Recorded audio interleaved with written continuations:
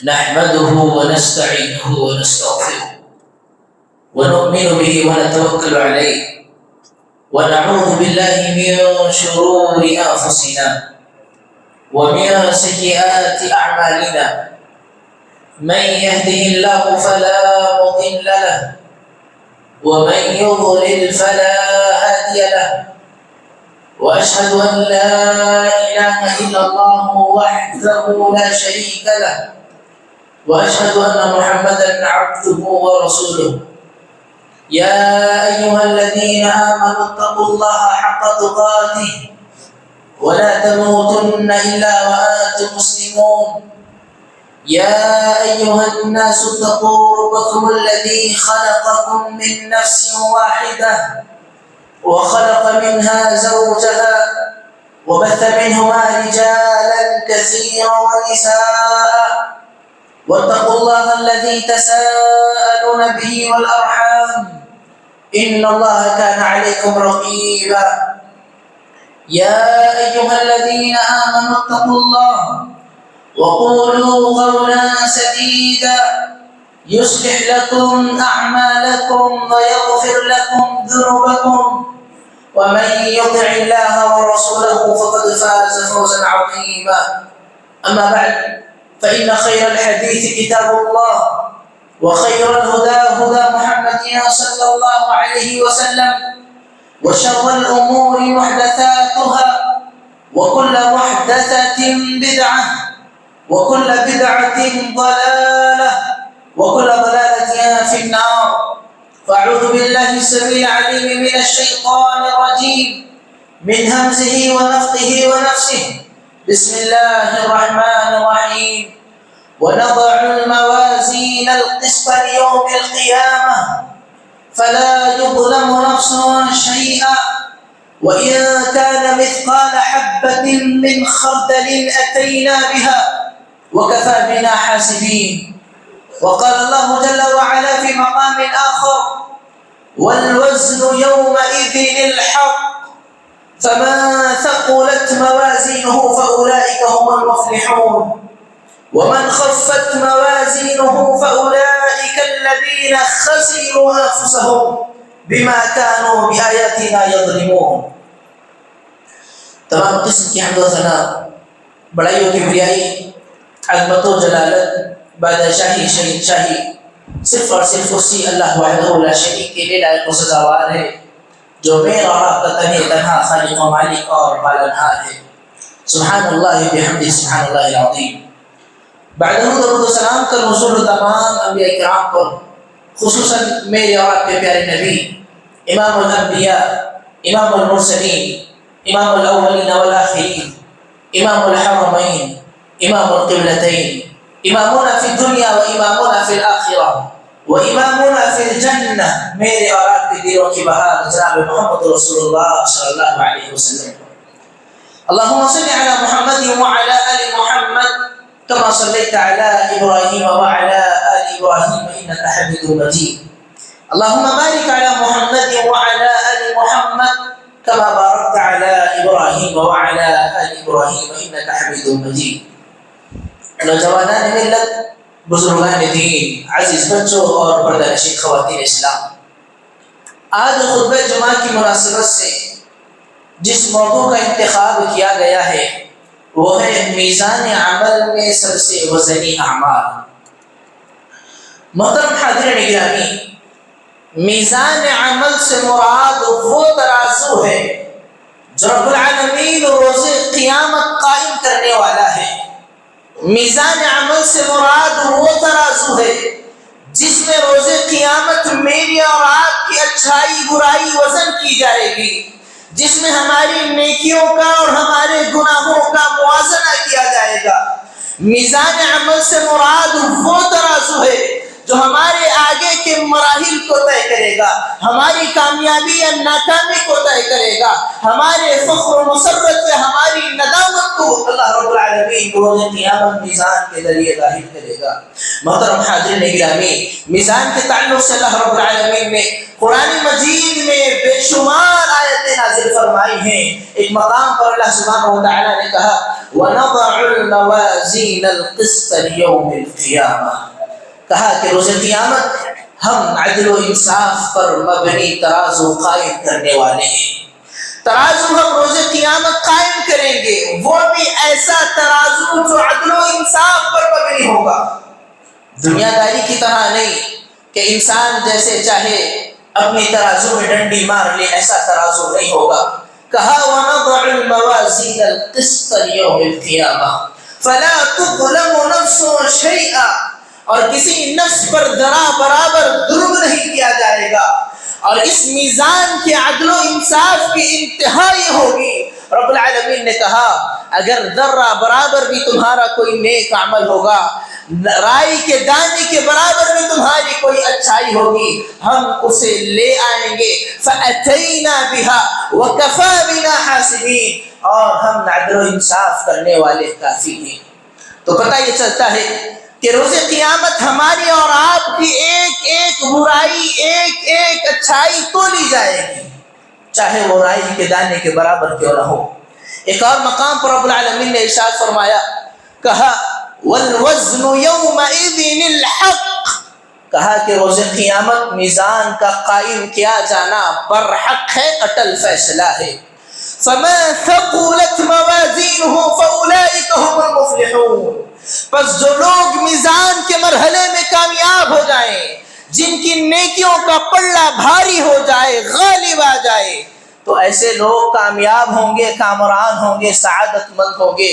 وَمَنْ خَفَّتْ مَوَازِينُهُ فَأُولَئِكَ الَّذِينَ خَسِرُوا أَنفُسَهُمْ بِمَا كَانُوا بِآيَاتِنَا يَظْلِمُونَ، رہے وہ افراد جن کی نیکیوں کا پلڑا بھاری نہ ہو سکا، جنہوں نے رب العالمین کی دی ہوئی اس دنیاوی مہلت کو ختم کر دیا، ضائع کر دیا، تباہ و برباد کر لیا، اس دنیا میں رہتے ہوئے آخرت کی کھیتی نہ کر سکے، اس دنیا میں رہتے ہوئے آخرت کے سفر کے لیے زیادہ راہ تیار نہ کر سکے، اس دنیا میں رہتے ہوئے اپنی آخرت نہ بنا سکے، اپنی نیکیوں کا پلڑا بھاری نہ کر سکے۔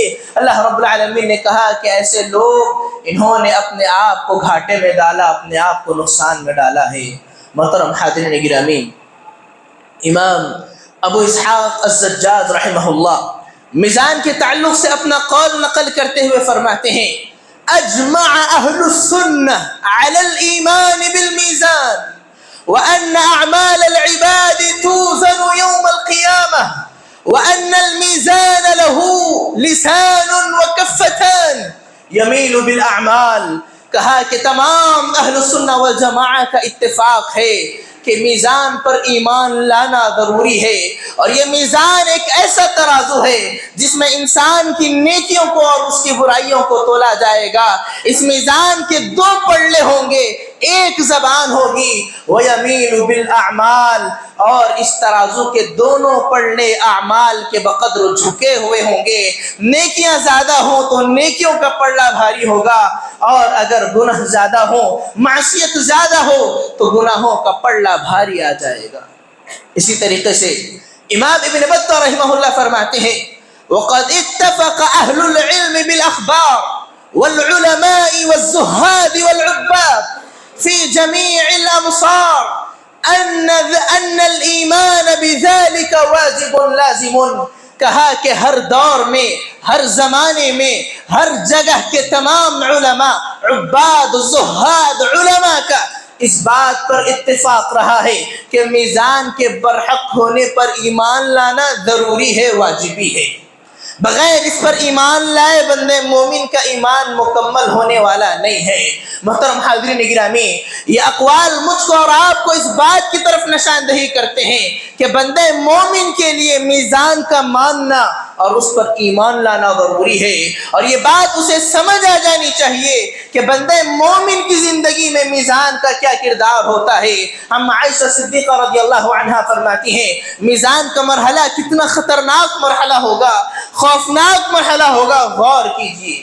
عن عائشہ صدیقہ رضی اللہ عنہا کے بارے میں آتا ہے انہا ذکرت النار فبکت. عن عائشہ صدیقہ رضی اللہ عنہا نے جہنم کی ہولناکیوں کا ذکر پڑھا, ان کی آنکھیں بہہ پڑیں, ان کی آنکھوں سے آنسو جاری ہو گئے. پیارے نبی صلی اللہ علیہ وسلم نے دریافت کیا, فرمایا ما یبکیک, اے عائشہ روتی کیوں ہو, کیا بات ہے, کس چیز نے تمہیں رلا دیا ہے؟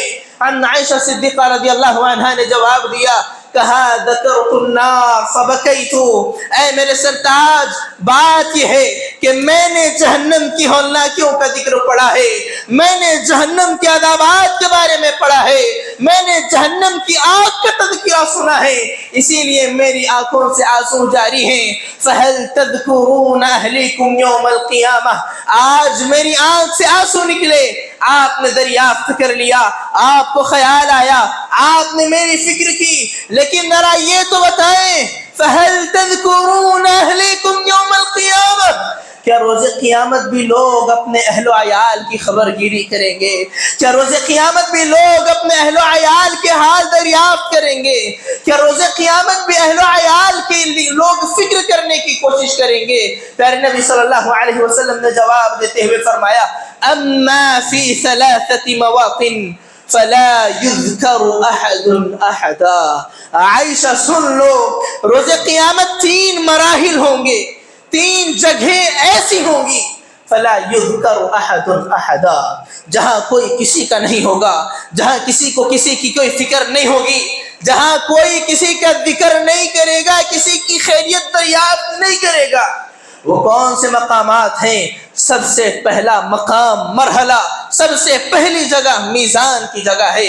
پیارے نبی صلی اللہ علیہ وسلم فرماتے ہیں وعند المیزان حتی یعلم ایخف میزانہ ام یثقل, سب سے پہلی جگہ جہاں کوئی کسی کا نہیں ہوگا وہ جگہ میزان کی جگہ ہے, جہاں انسان ایک دوسرے سے بے نیاز ہو جائیں گے, یہاں تک کہ اسے پتہ چل جائے کہ اس کی نیکیوں کا پلڑا بھاری ہوا ہے یا نہیں ہوا ہے. انسان کسی کے بارے میں پوچھے گا نہیں, کسی کو دیکھے گا نہیں.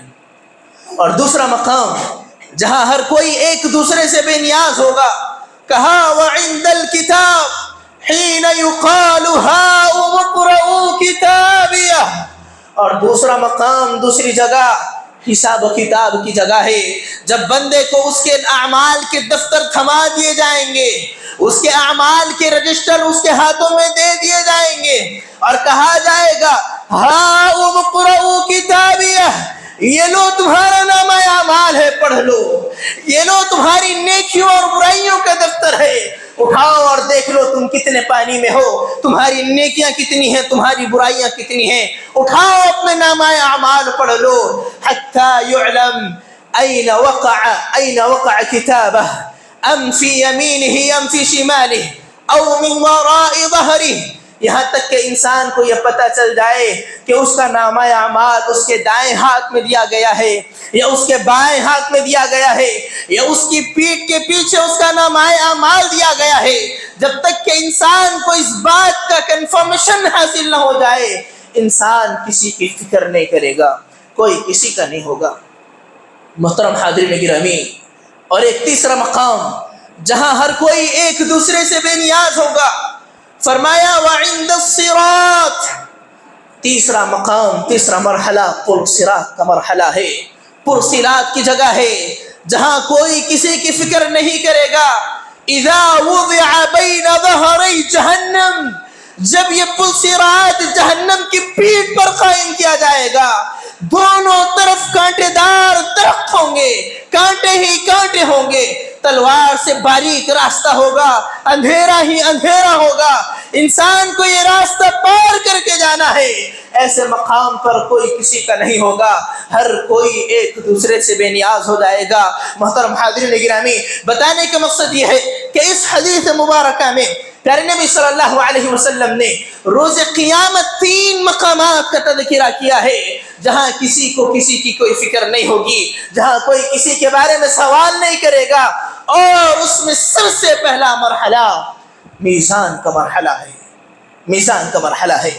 لہذا بندے مومن کو چاہیے کہ وہ اپنے میزان کی فکر کرے, اپنے نیکیوں کے پلڑے کو بھاری کرنے کی فکر کرے، کیونکہ یہی نیکیوں کا پلڑا، یہی میزان عمل ہماری کامیابی و ناکامی کا مرحلہ طے کرے گا۔ اللہ رب العالمین نے سورۃ المؤمنون میں ارشاد فرمایا فَمَنْ ثَقُلَتْ مَوَازِينُهُ فَأُولَئِكَ هُمُ الْمُفْلِحُونَ۔ میزان تو برحق ہے، بندہ مومن کے اعمال کا تولا جانا تو یقینی ہے، اب اس کے بعد کا اسٹیپ کیا ہوگا؟ کہا کہ جن کی نیکیوں کا پلڑا بھاری ہوا وہ کامیاب و کامران ہوں گے۔ وَمَنْ خَفَّتْ مَوَازِينُهُ، اور جن کی نیکیوں کا پلڑا بھاری نہ ہو سکا فَأُولَئِكَ الَّذِينَ خَسِرُوا أَنفُسَهُمْ فِي جَهَنَّمَ خَالِدُونَ تَلْفَحُ وُجُوهَهُمُ النَّارُ وَهُمْ فِيهَا كَالِحُونَ۔ لیکن وہ بدنصیب افراد، وہ بدبخت افراد جن کی نیکیوں کا پلڑا بھاری نہ ہو سکا، یہ وہ لوگ ہیں جنہوں نے اپنے آپ کو گھاٹے میں ڈالا ہے، یہ جہنم میں چلیں گے، خالدین فیہا، ہمیشہ ہمیشہ جہنم میں رہیں گے، تلفح وجوہہم النار وہم فیہا کالحون، آگ ان کے چہروں کو جلا دے گی اور ان کے چہروں کو بدنما کر دے گی۔ آج ہم میں سے کتنے ایسے افراد ہیں جو اپنے چہروں کی خوبصورتی پر اتراتے ہیں، فخر کرتے ہیں، ہم اتنے خوبصورت ہیں، ہم اپنی اسکین کے لیے کتنی چیزیں استعمال کرتے ہیں، اگر ہم دھوپ میں نکل رہے ہیں اس کے لیے ایک الگ کریم کا استعمال ہوتا ہے، اگر ہم رات کو سونے کے لیے بستر پر جاتے ہیں تو ایک الگ کریم کا استعمال کیا جاتا ہے، موئسچرائزرز کا استعمال ہوتا ہے، صرف اور صرف اسی لیے کہ ہمارا بدن خراب نہ ہو جائے، ہماری جلد کہیں پھٹ نہ جائے، ہمارا چہرہ کہیں بدنما نہ ہو جائے۔ لیکن ذرا غور تو کرو کہ اگر ہماری نیکیوں کا پلڑا بھاری نہ ہوا، رب العالمین کا وعدہ ہے تلفح وجوہہم النار، اللہ رب العالمین تمہارے چہروں کو جلا ڈالے گا، تمہارے چہروں کو رب العالمین بدنما کر دے گا۔ محترم حاضرین گرامی، ضرورت اس بات کی ہے کہ آج ہم اور آپ اپنے میزان کو وزنی کرنے کی کوشش کریں اور یاد کریں کہ وہ کون سے اعمال ہیں جن کے ذریعے سے ہم اپنی نیکیوں کا پلڑا بھاری کر سکتے ہیں۔ محترم حاضرین گرامی، میزان عمل میں سب سے وزنی اعمال کی اگر بات کی جائے تو اس میں سب سے پہلا عمل ہے توحید۔ توحید، بغیر توحید کے نہ کامیابی ہے، نہ ہی انسان کے لیے فلاح و بہبودی ہے، نہ انسان کے لیے فائدہ ہے، بغیر توحید کے خسارہ ہی خسارہ اور نقصان ہے۔ عمومی طور پر ہمارے معاشرے میں یہ نظریہ پایا جاتا ہے کہ لوگ توحید پر زیادہ گفتگو کو پسند نہیں کرتے، لوگ توحید پر زیادہ بولنا، زیادہ سننا پسند نہیں کرتے، کیا بار بار توحید پر بولتے ہیں، کیا بار بار توحید ہی توحید کرتے رہتے ہیں، کچھ اور بتائیے۔ محترم حاضرین گرامی، اگر ہم اور آپ ایسا نظریہ رکھتے ہیں تو یہ حدیث ہمارے اس نظریے کو بدلنے کے لیے کافی ہے۔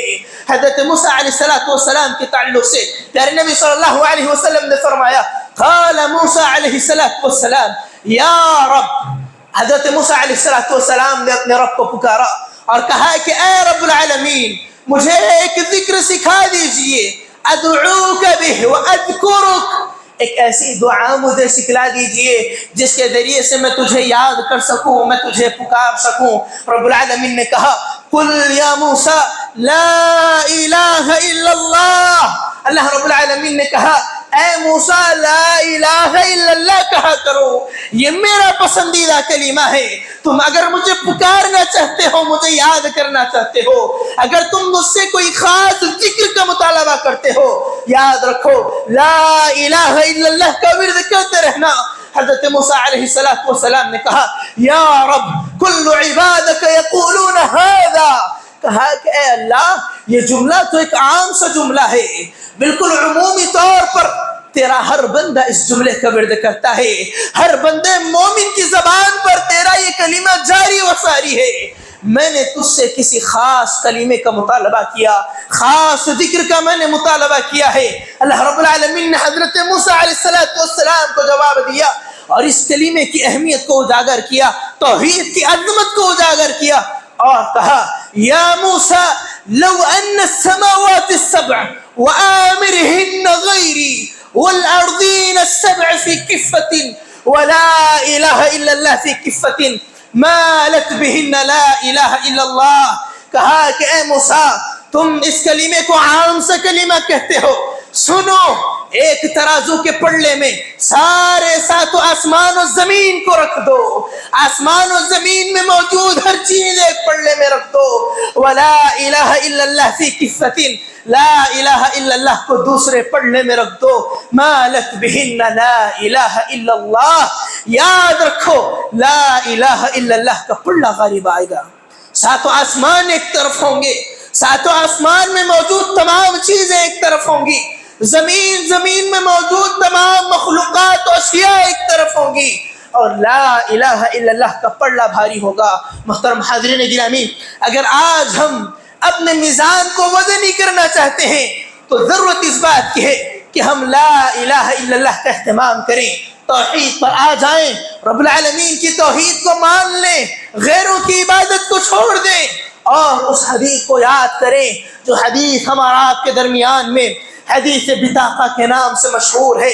پیارے نبی صلی اللہ علیہ وسلم فرماتے ہیں روز قیامت جب حساب و کتاب کا مرحلہ ہوگا، ایک ایسا انسان بھی رب العالمین کے دربار میں پیش کیا جائے گا جس کے 99 دفتر گناہوں سے بھرے ہوں گے، 99 دفتر میں اس کی معصیت کا ارتکاب لکھا ہوگا۔ اللہ رب العالمین کے سامنے وہ بندہ پیش کیا جائے گا، اللہ رب العالمین اس کے نامہ اعمال کو کھول کر بتائے گا، اور اللہ رب العالمین اس سے سوال کرے گا، اے میرے بندے ذرا بتا تو صحیح کیا تو نے ان گناہوں کا ارتکاب کیا یا نہیں کیا؟ بندہ کہے گا مولا میں نے ان گناہوں کا ارتکاب کیا ہے۔ رب العالمین پوچھے گا کہ اے میرے بندے ذرا بتا تو صحیح کیا نیکیاں اور برائیاں لکھنے والے فرشتوں نے، کرامن کاتبین نے تجھ پر کوئی ظلم کیا ہے؟ کیا کوئی ایسا گناہ بھی تیرے کھاتے میں لکھ دیا گیا جو تو نے کبھی کیا ہی نہیں؟ بندہ کہے گا اے اللہ مجھ پر کوئی ظلم نہیں ہوا ہے۔ اتنے میں آواز آئے گی کہ ایک بطاقہ باقی ہے، ایک کارڈ کا ٹکڑا بھی باقی ہے۔ وہ بندہ کہے گا اے اللہ رب العالمین میرے 99 دفتر گناہوں سے بھرے پڑے ہیں، اس کے مقابلے میں کارڈ کے ایک ٹکڑے کی کیا حیثیت ہے؟ رب العالمین کہے گا آج کے دن تم پر ذرا برابر ظلم نہیں ہوگا۔ وہ بطاقہ لایا جائے گا، اس کے 99 دفتر ایک پلڑے میں ہوں گے، اور کارڈ کا ایک چھوٹا سا ٹکڑا دوسرے پلڑے میں رکھا جائے گا جس میں لا الہ الا اللہ لکھا ہوگا۔ وہ بندہ موحد ہوگا، توحید کو ماننے والا ہوگا، ایک رب کی عبادت کرنے والا، ایک رب کے آگے سجدہ ریز ہونے والا، سب کچھ رب العالمین کے حوالے کرنے والا ہوگا، اور دیکھتے ہی دیکھتے لا الہ الا اللہ کا پلڑا بھاری ہوگا۔ محترم حاضرین گرامی، اگر ہم روز قیامت کامیاب و کامران ہونا چاہتے ہیں تو ہمارے لیے توحید ضروری ہے، ایک اللہ کی عبادت ضروری ہے۔ ہمیں غیروں کے در چھوڑنے ہوں گے، غیروں کے ذبیحے چھوڑنے ہوں گے، رجب کے کنڈے چھوڑنے ہوں گے، 11ویں اور 12ویں کو چھوڑنا ہوگا، چھلا چھٹی کو ہمیں چھوڑنا ہوگا، چاہے شب برات ہو، شب معراج ہو، ان تمام میں پائے جانے والی بدعات و خرافات چھوڑنی ہوگی، ایک اللہ کو ماننا ہوگا، ایک اللہ کی عبادت کرنی ہوگی، توحید پر آنا ہوگا۔ ہمارے لیے کامیابی ہی کامیابی ہے، عظیم ترین فوائد ہے۔ محترم حاضرین گرامی، اگر آج ہم اپنے میزان کو وزنی کرنا چاہتے ہیں، ایک دوسرا عمل جو ہمارے میزان عمل میں نہایت ہی وزنی ہے وہ حسن اخلاق ہے، جو آج ہمارے معاشرے سے ختم ہوتا چلا جا رہا ہے، جبکہ ہمارے اسلام کی پہچان حسن اخلاق ہے۔ پیارے نبی صلی اللہ علیہ وسلم فرماتے ہیں انما بعثت لاتمم مکارم الاخلاق، مجھے دنیا میں بھیجا گیا ہے، سارے جہاں کے لیے رحمت بنا کر بھیجا گیا ہے، قیامت تک آنے والے انسانوں کے لیے ہدایت کا ذریعہ بنا کر بھیجا گیا ہے، خاتم النبیین بنایا گیا ہے۔ میری بعثت کے چند مقاصد ہیں، ان میں ایک عظیم ترین مقصد آپ صلی اللہ علیہ وسلم نے کہا مجھے حسن اخلاق کا پیکر بنا کر بھیجا گیا ہے، میں لوگوں کو اخلاق کا درس سکھانے کے لیے آیا ہوں، میں لوگوں کو اچھے اخلاق بتلانے کے لیے آیا ہوں۔ لیکن افسوس کا مقام ہے کہ آج آپ کی امت حسن اخلاق سے عاری نظر آتی ہے، حسن اخلاق سے دور دور نظر آتی ہے۔ ہم میں نہ بات کرنے کا طریقہ ہے، نہ ملنے جلنے کا ڈنگ ہے، نہ ہم میں زندگی گزارنے کا سلیقہ پایا جاتا ہے۔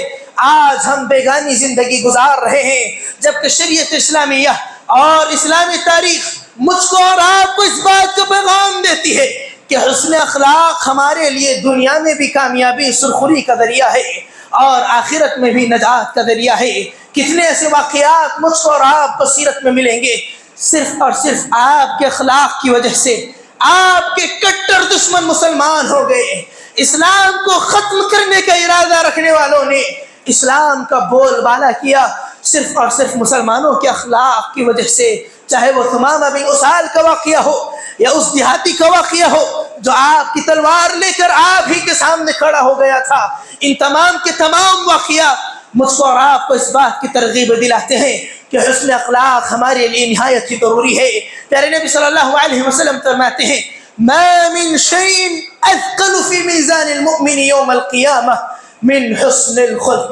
کہا کہ لوگوں روز قیامت بندے مومن کے میزان میں ایک نہایت ہی وزنی عمل جو اس کے نیکیوں کے پلڑے کو بھاری کر دے گا وہ اس کے اچھے اخلاق ہیں. اگر انسان حسن اخلاق کا پیکر ہو تو وہ ویسے ہی کامیاب و کامران ہونے والا ہے.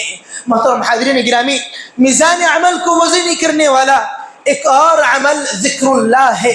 زیادہ سے زیادہ اللہ رب العالمین کا ذکر کرنا، خصوصی طور پر ان ادعیاء اور ان اذکار کا اہتمام کرنا جن کی فضیلت کتاب و سنت میں بتلائی گئی ہے. پیارے نبی صلی اللہ علیہ وسلم ایک خاص ذکر بتلاتے ہوئے فرماتے ہیں کلمتان خفیفتان علی اللسان ثقیلتان فی المیزان حبیبتان الی الرحمن سبحان اللہ وبحمدہ سبحان اللہ العظیم. کہا اللہ کے نبی صلی اللہ علیہ وسلم نے دو کلمے ایسے ہیں جو بندے کی زبان پہ نہایت ہی خفیف ہیں، ہلکے ہیں، جن کو ادا کرنا مشکل نہیں ہے، آسانی سے یہ جملے ادا ہو جاتے ہیں. ثقیلتان فی المیزان، لیکن یہ آسانی سے ادا ہونے والے جملے بندے مومن کے میزان میں نہایت ہی وزنی ہیں.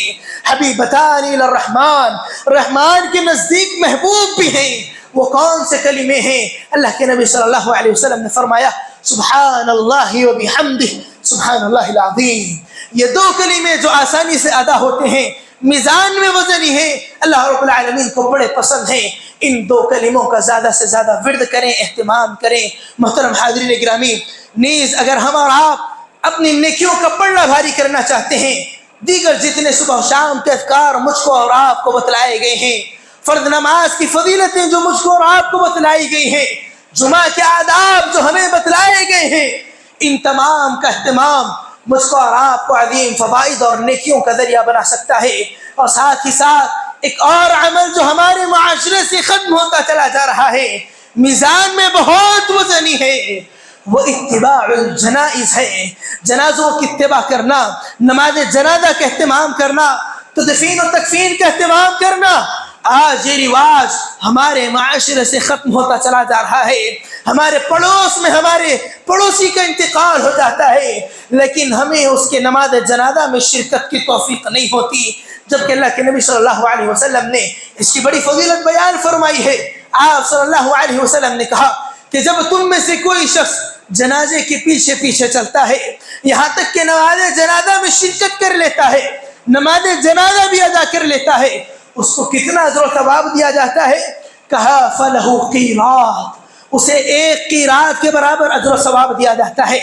کہا کہ جو شخص نماز جنازہ کے بعد بھی جنازے کے پیچھے پیچھے چلتا رہے اور اس وقت تک جنازے کے ساتھ رہے جب تک کہ تدفین و تکفین کا معاملہ طے نہ ہو جائے، اللہ کے نبی نے کہا فَلَهُ قِيرَطَانِ، اس کے لیے 2 قیراط کے برابر اجر و ثواب دیا جائے گا. صحابہ کرام نے سوال کیا وَمَا الْقِيرَاطُ یا رسول اللہ صلی اللہ علیہ وسلم، اللہ کے نبی صلی اللہ علیہ وسلم یہ قیراط کیا چیز ہے؟ آپ صلی اللہ علیہ وسلم نے کہا وَالَّذِي نَفْسُ مُحَمَّدٍ بِيَدِهِ لَهُ أَثْقَلُ فِي مِيزَانِهِ مِنْ أُحُدٍ. کہا کہ ایک قیراط کی اگر بات کی جائے، قسم ہے اس ذات کی جس کے ہاتھ میں محمد رسول اللہ کی جان ہے، ایک قیراط بندے مومن کے میزان میں احد پہاڑ سے زیادہ وزنی ہوگا. سبحان اللہ، عمل کتنا آسان ہے، کتنا خفیف ہے، بس نماز جنازہ کا اہتمام کرنا ہے، تدفین میں شرکت کرنا ہے، اور اتنا عظیم اجر و ثواب اللہ رب العالمین مجھ کو اور آپ کو عطا کرنے والا ہے. محترم حاضرین گرامی، ضرورت اس بات کی ہے کہ آج ہم اور آپ میزان کے مرحلے کی اہمیت کو سمجھیں اور اپنے میزان کو وزنی کرنے کی کوشش کریں، بتائے گئے اعمال کا اہتمام کرنے کی کوشش کریں. اللہ رب العالمین سے دعا ہے کہ اللہ سبحانہ و تعالی ہم تمام کو بتائے گئے اعمال کا اہتمام کرنے کی توفیق عطا فرمائے۔ رب العالمین میدان محشر کی رسوائی سے ہماری حفاظت فرمائے۔ اللہ رب العالمین قیامت کی ذلت و رسوائی سے ہماری حفاظت فرمائے۔ اللہ رب العالمین ہمیں دونوں جہانوں میں کامیابی کامرانی عطا کرے، ہماری نیکیوں کا پڑھنا اللہ رب العالمین بھاری کرے، جب تک زندہ رکھے اسلام پر ایمان پر زندہ رکھے، اور جب خاتمہ ہو تو توحید پر خاتمہ عطا فرمائے۔ آمین ثم آمین، وآخر دعوانا ان الحمد للہ رب العالمین۔